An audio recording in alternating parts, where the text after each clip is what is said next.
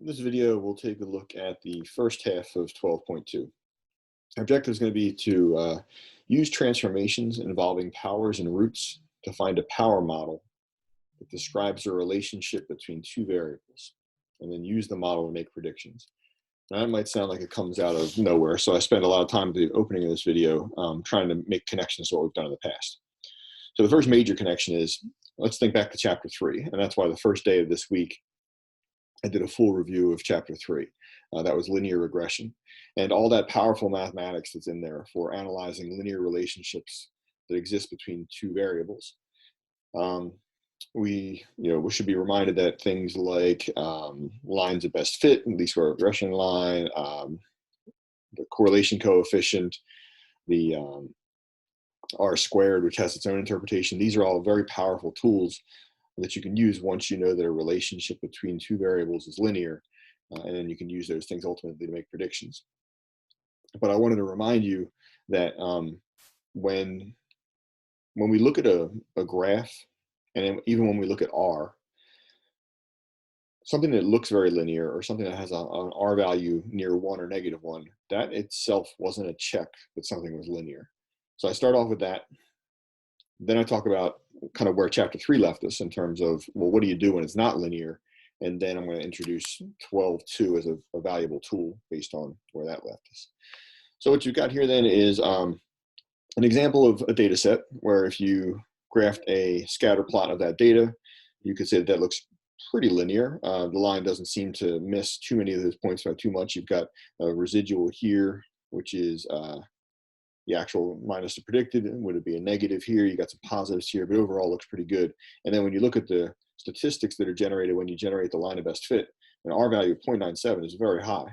But I wanted to remind you again that all that visual evidence here and that numeric evidence here, it's not necessarily saying it's linear, because we had this whole thing called residual plots. And I'll try to post a link within this video that you can watch to remind you how to make a residual plot. But the idea there was this: when you calculate the line of best fit in your calculator, automatically there's a list that's being created called your residuals.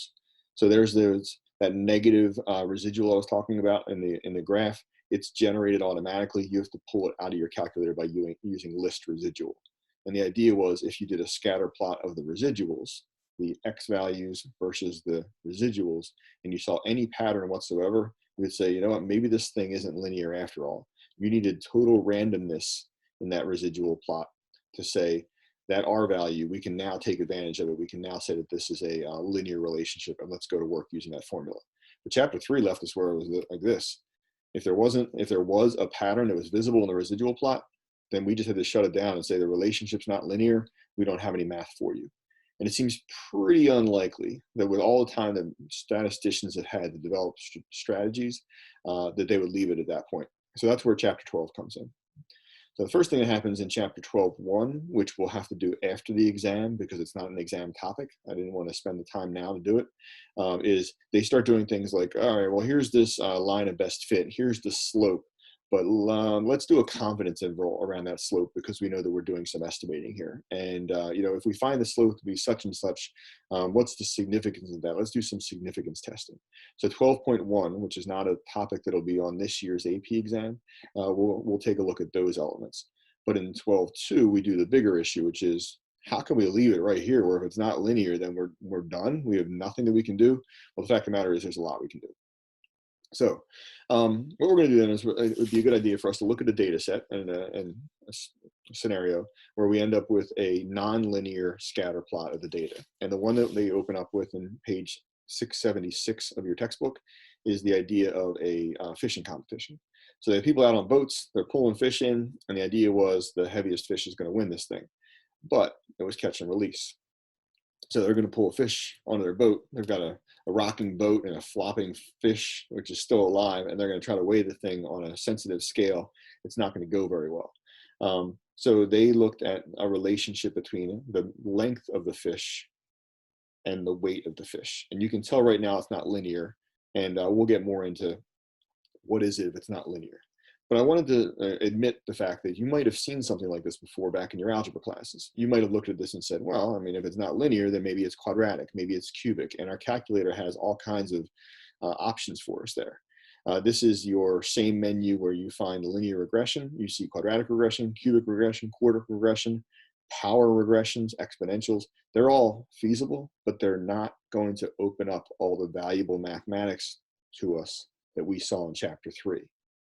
Linear regression and all of its tools are about linear relationships. And if this isn't linear, as much as we thought that in our algebra classes we had a way forward, we could look at this as a quadratic or a cubic. Sorry, a quadratic or a quartic. It's like a parabola, and so does a quartic. Or you can think about it as a cubic. Or you can think about it as exponential. Actually, first we should talk about this one. This is a general phrase called a power regression, which is when you don't know whether it's squared or cubed or fourth power. It'll actually, when you run this regression in your algebra classes, it will suggest for you an exponent to use. But exponentials is going to be an important one, and that's one that's pretty topical right now.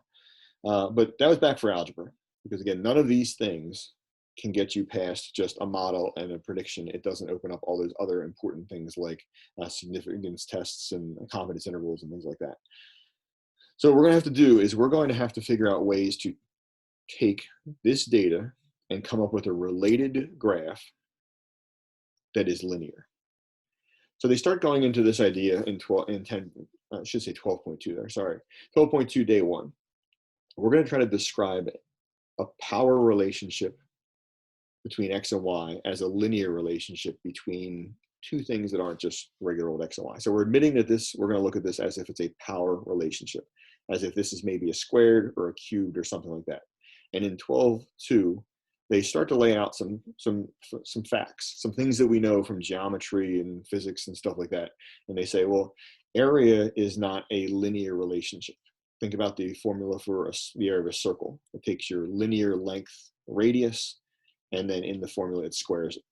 Or you take a linear measure length of a rectangle, you multiply by another linear measure width, and you end up with a squared. So area, you could think of it as a quadratic function of length, or you could think about it as a linear relationship of length squared. Because a linear relationship is just, you take something, you multiply by a constant, you get your output, and you do that over and over and over again. Well, if that's something, if we replace length squared with like m or something like that, then we would say that area is found by doing a linear transformation of m. So we would say, describing a power relationship, in this case, we would say the relationship between area is a linear relationship between length squared and area. Volume would be a linear relationship between length cubed and volume. And they also say, for the purposes of this example, back to the world of the fish, is that weight acts a lot like volume does. So they tell you that there are some things, and in other examples I've seen, they tell you what the relationship is. So it's not like we have to be experts in geometry and physics and stuff like that. But they say, here's one transformation that we could do. Instead of plotting the length of the fish to the weight, we could cube every length of every fish and plot that according to weight. And you look at what happens. So if we think about this point right here, let's pretend that this point here is at about length. We'll say that's about length equals 10, just for convenience. And at 10, you've got a weight of grams over here. Well, if you think about that length 10 cubed, then we would find a point down here that's somewhere near 1,000. And it's this point right here is the transformation of this point here. And when you do that to every single point, in our calculators can be very helpful in that, you can linearize the data. And what that does for you then is, once you've figured out a model that you want to use, that you're going to do weight as a linear relationship of between weight and length to the third, then they'll give you a computer printout and they'll say, well, here's what we did then. Here's length to the third, and here's weight, and this is the linear relationship described. You've got the constant that we're used to from chapter 3. You've got the slope that you're used to from chapter 3, all these other metrics. But right now, if you look at our objective, it's to use transformations involving powers and roots to provide to find a power model that describes a relationship between two variables, and then use the model to make predictions. So here's the linear regression that describes this relationship. And it's not between length and weight, because that's not linear. It's between length to the third and weight. It's between length to the third and weight. So I just pulled the information off of the computer printout, and now I can make a prediction. If I wanted to figure out what's the weight of a fish measuring 36 centimeters, well, it's not just 36 1 through that y equals mx plus b. You're going to have to cube it beforehand. So cube it, get your weight. That's the predicted weight based on our model. So you'll see that the examples, again, they don't make us do a whole lot of this background work early on. They'll save that for the second part of the 12 too. Let's look at one more way we could have looked at this relationship. Because the relationship that says weight is a linear measure, or is a linear relationship with length cubed, you could say that a different way. You could say that as the predicted cube root of weight is a linear relationship with length. Now, that's not something I would necessarily come up with my own, but I can understand. So what they show you down here is they're saying if you wanted to keep the length as it was and instead make the adjustment on the output, that same relationship that we had earlier, if you cube root both sides, you end up with a different constant, but you end up with a relationship that is linear, where your length is plotted against the cube root of your weight. And what that would do then is it would generate a different set of statistics on the linear relationship that you just created. It would generate a different model. And the other thing it would do is it would create some back-end algebra work. Because when you plug in the 36 as the length and you simplify the right-hand side, you don't get the weight right away. You get the cube root of the weight. So you would need to cube both sides in order to get the weight. And if you remember from the previous example, their weight there was about 689 grams. So the models are very close to each other, and they both are valid. So in day one, then, I hope that we're able to just try to get an understanding of how these transformations can take nonlinear data and turn it into linear data. And then with the help of technology, we can come up with a linear model that then we can unwind and make a prediction back to our original data set. So that's the understandings from 12.2 day one, and 12.2 day two is going to get into other transformations that we could do.